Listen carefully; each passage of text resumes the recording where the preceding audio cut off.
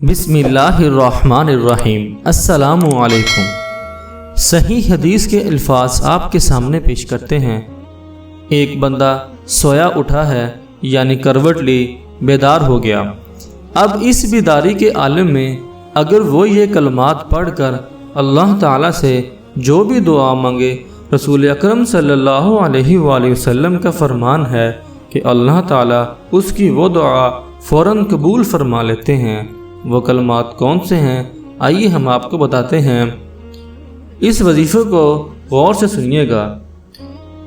لا الہ الا اللہ وحدہ لا شریک لہ لہ الملک ولہ الحمد وہو علی کل شیء قدیر۔ سبحان اللہ والحمد للہ ولا الہ الا اللہ واللہ اکبر ولا حول ولا قوۃ الا باللہ العلی العظیم۔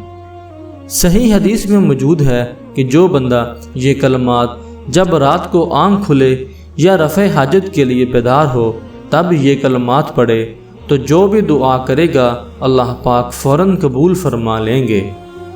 صحیح حدیث میں یہ بھی ہے کہ جو بندہ رات کو سونے سے پہلے بھی یہ دونوں کلمات ملا کے پڑھے اور بعد میں اللہ تعالیٰ کے سامنے مانگے تو اس کی ہر حاجت پوری کر دی جاتی ہے۔ اللہ پاک ہمیں عمل کرنے کی توفیق عطا فرمائے۔